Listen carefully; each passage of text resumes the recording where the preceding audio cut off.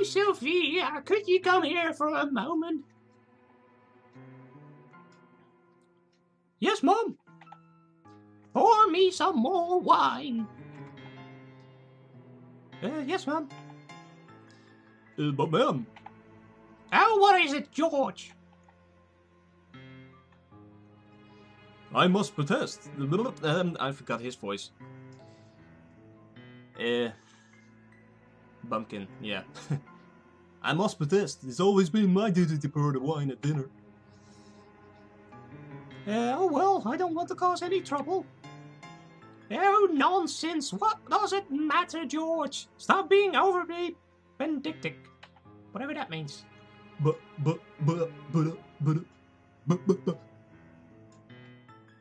Okay.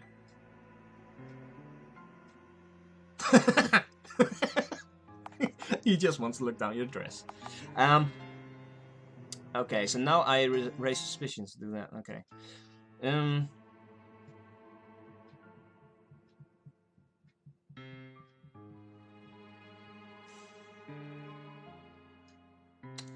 Okay, let's do this one. Careful, mother. If you drink much more, you might end up embarrassing yourself. Oh, Aaron! Whoa! What a rude little rat you are! That's enough of you. How dare you insult your mother? An interfering little rat, isn't he, Daddy? Oh, Daddy? Huh? Daddy? Mm-hmm. Oh, yes, he sure is. Why can't you ever keep your mouth shut, boy? Okay, don't let tempers fly.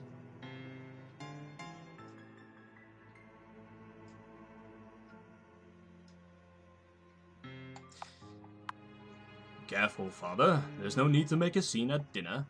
I'll show you a scene. Get over here. Oh, Malcolm! Please not. Let's not permit his behavior to ruin the dinner. They're all a bit of assholes. Yes, I suppose you're right. You can count your lucky stars, boy. Oh, Sophia, could you come over here, please? Yes, Miss Jennifer? Oh, I just wanted to say that it was the loveliest meal I've ever tasted. I don't know how you're doing, you cunny little pixie.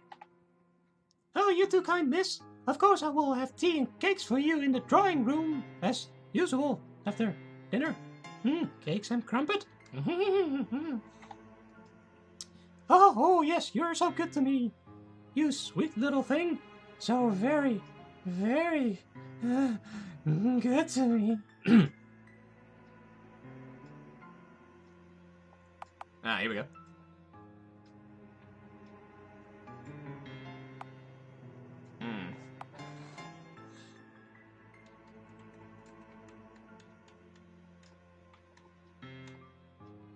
Let's do this one. I think that's more incriminating to both the sister and the maid. Leave the girl alone, would you, sister? She's obviously not interested in your advances. Oh, shut up, rat! You ruined everything! Oh, Aaron, don't accuse your sister of such things. That's quite enough. Anyway, let's not forget why we're here today. To celebrate your father's birthday.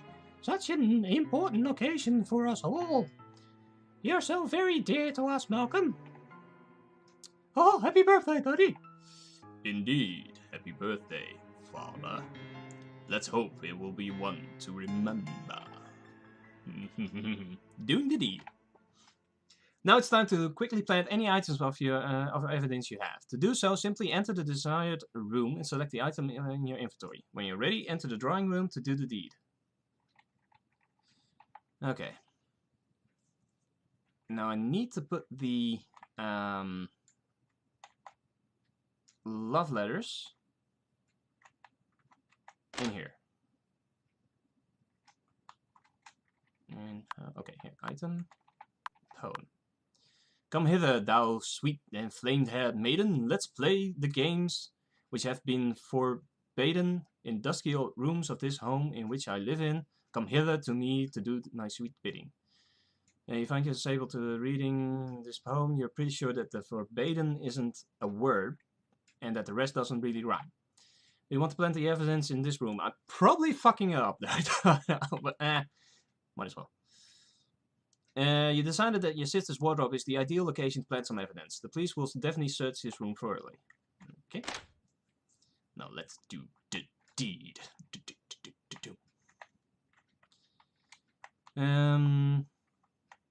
Are you sure you want to enter the drawing room? Once inside, there's no turning back. Yeah, that's nice. You see Jennifer staring in the window ahead of you, lost in her strange moods. She hasn't noticed you entering the drawing room. Now is the time. Daventi! Choose a murder weapon. Broken glass. Your sister cries out in surprise as you grab her from behind. You quickly muffle those cries with one hand, pressing the shard of broken glass against her throat. She struggles violently as you cut her throat open, but you manage to hold her in place until finally she goes limp. You drop her lifeless body on the ground, along with the broken glass. It's time to leave this room before your deed is discovered.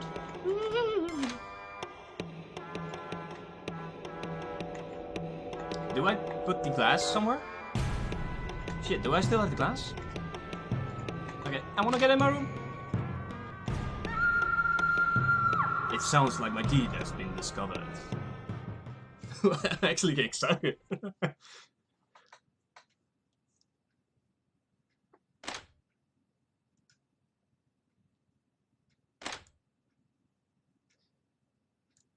Good evening, everyone. I'm the Chief Inspector Winston Levis. You got that? I understand this is a difficult time for you and your family. You're damn right it is. I want to know what you're doing wasting time in here while my daughter's killer is still out there. Well, Mr. Bruce, we have found no evidence that of forced entry, and nobody was seen entering and leaving the house. It would seem entirely possible then that the killer's in this room. Oh, what? No. That seems highly unlikely, Inspector. Perhaps it is. However, in order to follow protocol, I will have to interview each of you in turn. Mrs. Bruce. Mrs. Bruce. Would you like to meet me in the library first? Oh, I suppose so. The interview. Okay, this might be... Thank you for joining me in here, Mr. Bruce. I'm sure this won't take long. Before we begin, I need to search your person. Best to get these formalities out of the way. Is this... Oh, shit. I still have the broken glass, don't I? I'm afraid so. Turn around, please. Now that that's out of the way, let's move to the interview. Shit. I'm screwed. I didn't put the glass away. As you know, I've already spoken to everyone who was present in the house at the time of your sister's death. We also now completed our initial search of the house, but we'll get to that later. Let's start from the beginning, shall we? First of all, we will run through all the activities since your arrival. The maid says that you and the butler shortly arrived after 7 o'clock, and she greeted you at the door. Later you went to speak with the maid again, which is curious. Why did you decide to visit the kitchen? Make sure my family was treating her well. I had some concerns about the way she was treated. My family can be hard on the new staff sometimes. That seems like a good reason. Apparently you had some concerns regarding the butler.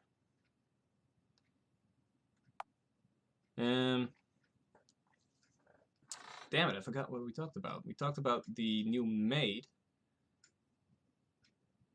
Yeah, let's put yes. I did have some concerns, but they were incorrect as it turned out. Alright then. You went to see your father in the library. I understand your conversation became a bit heated. Of course it did. My father is impossible. Our conversation often become heated. I see. It will cause to lose your temper then. You discussed the prospect of you moving back to Dunshield. You refused to do so under any circumstances, I see. Of course, I hated every moment that I lived in this house. I see. Do you hate your family, Mr. Bruce? That's not what I said. Right. No, shit. It's very strange that you didn't go and have a conversation with your mother in the parlor when you arrived. Oh, shit. Yeah, I forgot. It makes me wonder what else you were doing that was so important. Let's discuss our conversation with the butler. You spoke about your mother's recent mood, yes?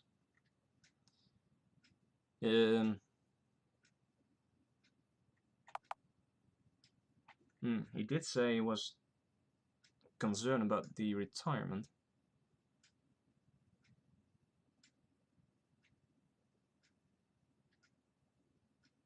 He was worried that my mother was about to force him into retirement, which, to be honest, would probably be for his own good. I see. Did you speak about to your sister before your dinner? Yes. I went to her room to see her.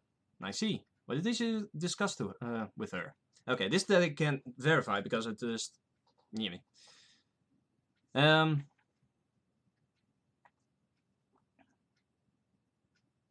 Yeah, we talked about her illness in our obsession. We spoke about her condition.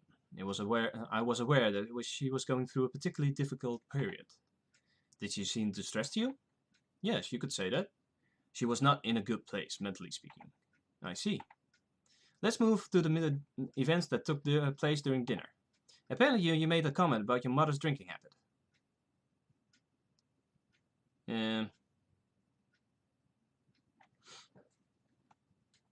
Yeah, better be honest about this. Or that one.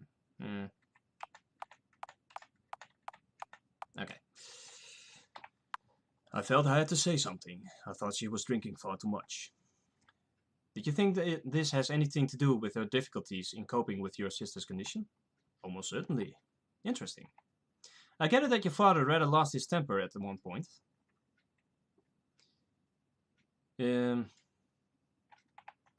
That was nothing out of the ordinary. Your father often loses his temper at dinner? My father loses his temper no matter where he is. Ah, I see. Apparently you accuse your sister of making unwanted advances towards the maid. Yeah. I felt I needed to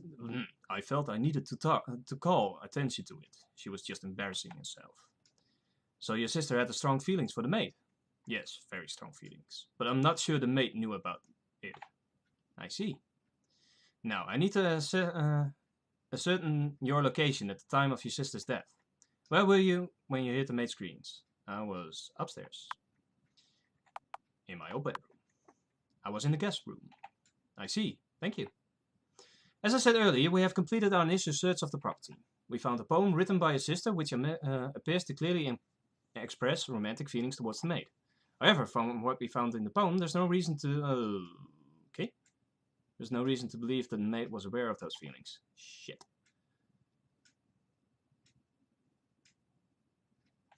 It was entirely possible that these feelings of unrequited love contributed to your sister's demise, though.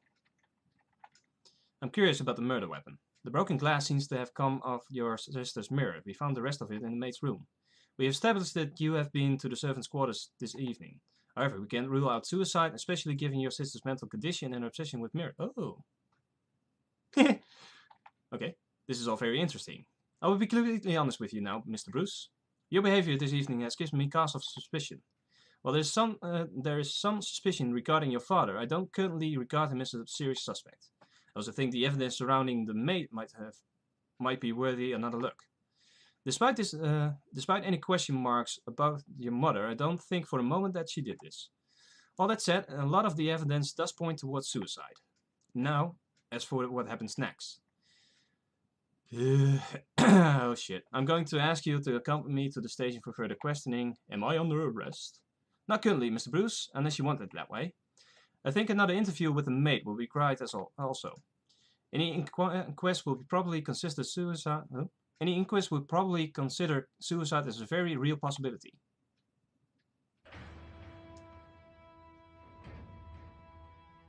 I might do good. Though you were brought to further questioning, the police determined that there was not enough evidence to arrest you. In the inquest which followed, finally returned the controversial verdict of suicide.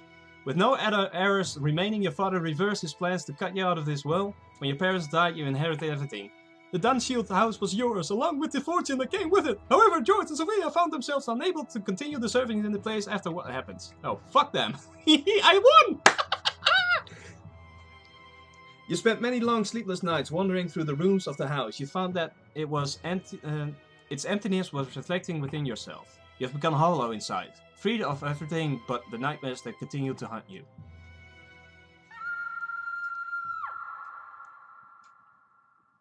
I'm sorry, Mr. Aaron, but yeah! I did it! Oh, that was actually very, very interesting.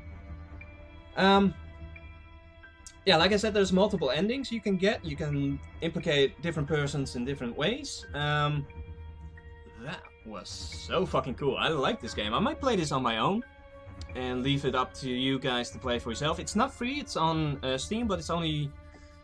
I bought it in sale, so it was about, what, €2? So I think normally it's €5. That's very, very cool and well-made game. It's certainly something different from the initial, the norm of these RPG horror games. I really liked it. I really did. It's awesome, and I'm a sucker for good murder mystery. So didn't pan out as I thought it would. And to be honest, I was more pointing towards the maid, and I didn't even consider the possibility of apparent suicide. That was awesome. That was freaking awesome. Okay. Thank you all for watching. If you like what you've seen, please subscribe to the channel to keep up to date. Add it to your favorites if you really enjoy it. Leave a comment, leave a like, share it with your friends, and I'll be very grateful. And see you all in the next episode. Bye.